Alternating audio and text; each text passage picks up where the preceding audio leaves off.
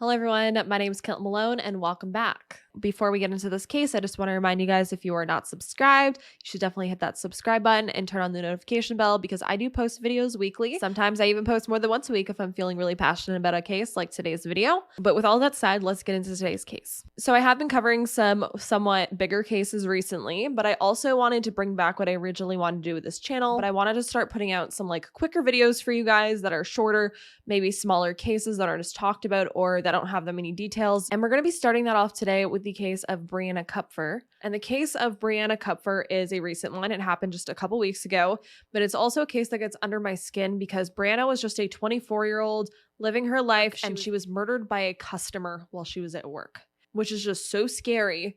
And I think this is definitely a case that we need to talk about, that we can learn from. It's a hard one. So Brianna Kupfer was a 24-year-old girl living in Los Angeles, just living her life. And Brianna was absolutely beautiful. Look at the photos that I have up right now. She was smoking hot. She was a beautiful girl. I've seen it put out that she was a UCLA graduate student, but then I've also seen on her Facebook and whatnot that she had studied at the University of Miami. So I'm not 100% sure on that, but all of the media sources have put out that she was a UCLA graduate. Brianna's family would end up describing her as a smart, funny, driven, and kind soul who only wanted to better herself and her community on a daily basis, saying, in many ways, she embodied everything that is great about Los Angeles. But she was currently working as a design consultant at a furniture store called Croft House, which is in La Brea, which is a neighborhood in Los Angeles County.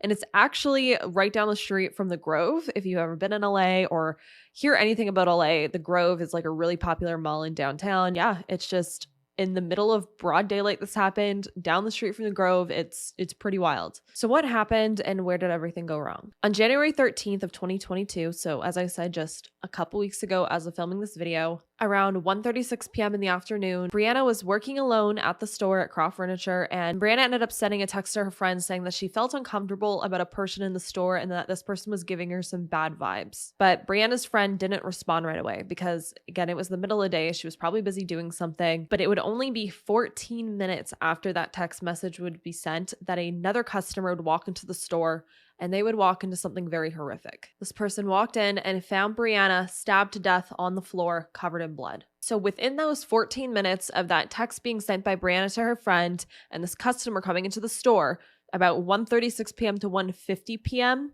Brianna was murdered. Of course, this customer called 911, law enforcement arrived, and they would pronounce Brianna dead at the scene. LAPD would quickly figure out who the suspect was after checking surveillance footage in the area. What is so creepy about this is that the suspect was caught on camera entering multiple different businesses in the area, all within the hours leading up to Brianna's murder. So that leads me to wonder, was he scoping out different stores to see if anyone was alone? So was it a crime of opportunity, or did he specifically have Brianna in mind? We'll get to another crime involving this individual a little bit later, but I really do think this person was just taking crime of opportunity and just doing things when he felt he had the opportunity to.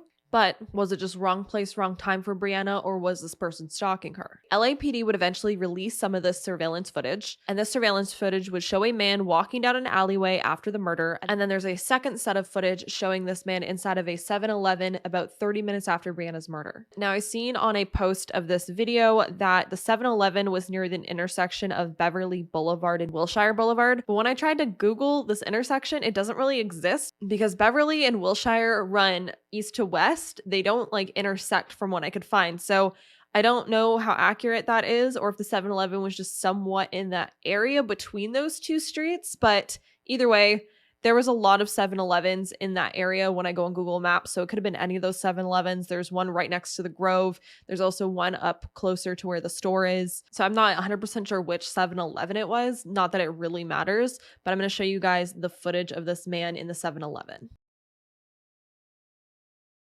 So as you can see in that footage, this man is dressed in all black. He's wearing a black backpack. He has a white mask on, and he walks up to the counter and he ends up buying something. I'm not too sure what it is. It kind of looks like a vape to me. Let me know down below if that's what you think it is too. I don't know what else would be shaped like that, or like an e-cigarette or something. This means that he murdered Brianna and then casually went over to a 7-Eleven and started buying a vape and just went on with his day.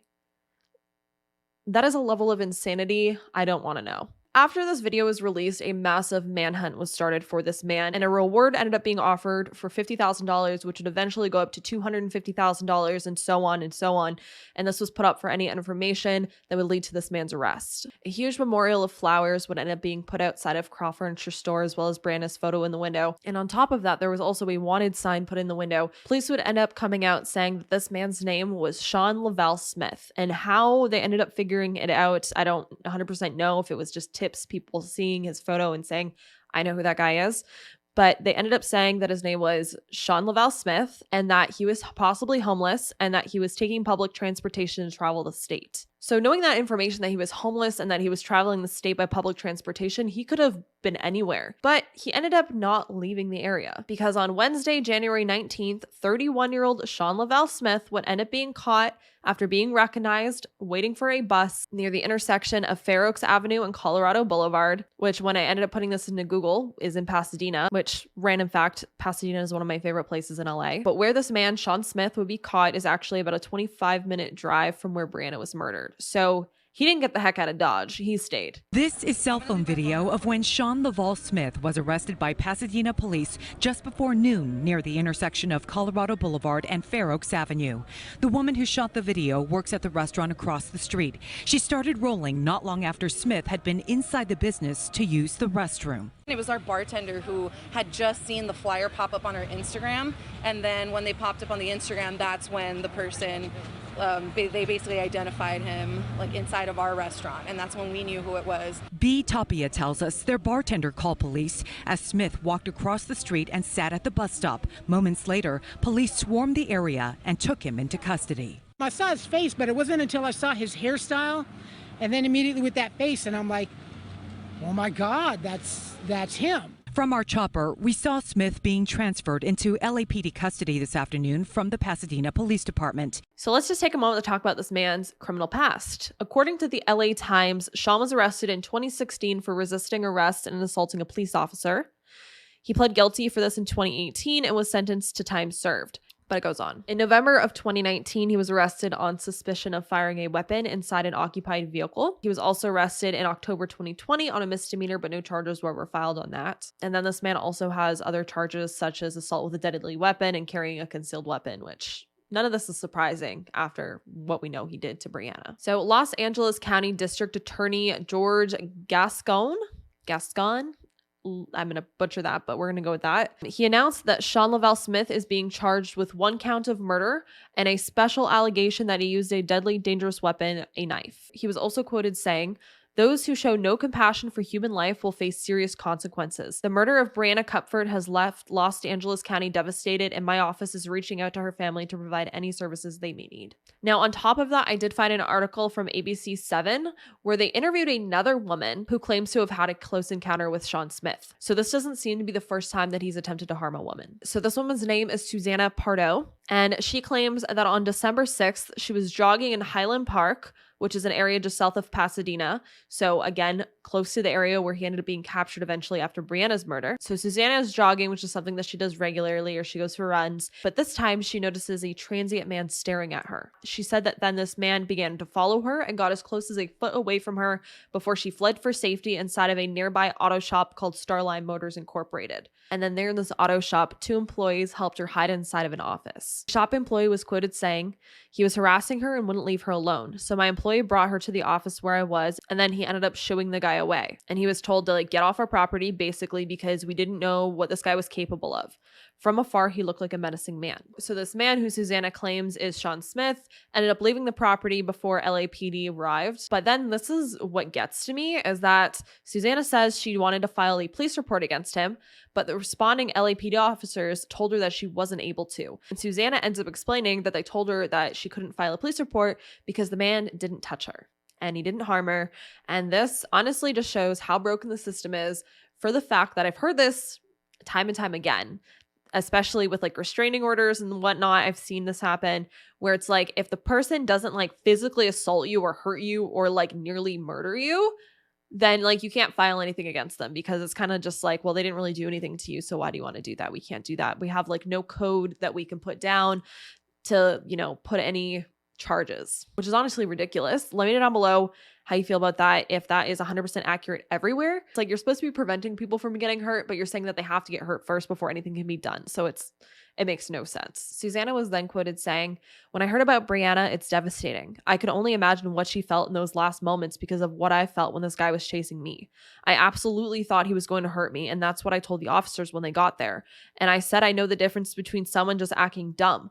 This man was trying to hurt me. And they asked me, did he have anything in his hands that made you fear for your life? I said, I don't know. I really wasn't paying attention to his hands. I can tell you by the look on his face, in his eyes, it looked like he wanted to kill me." Yet, Susanna couldn't press any charges. Crazy. Absolutely nuts. But after hearing Susanna's story and after what happened to Brianna, it really makes me wonder, how many victims does Sean Lavelle Smith have out there? Could this man be a serial killer? Let me know how you feel about that below. Does that give you bad vibes too? Because this guy just rubs me the wrong way, and I think there is more to this than anything is being said or even anyone knows. And poor Brianna. I can't even imagine going to work like I do pretty much every day, and just a customer coming in and murdering me. This case is going to make me extra wary now when I'm at work and there's customers that come into the store, because it makes you realize that you really don't know who's walking through those doors. It could be another Sean Lavelle Smith.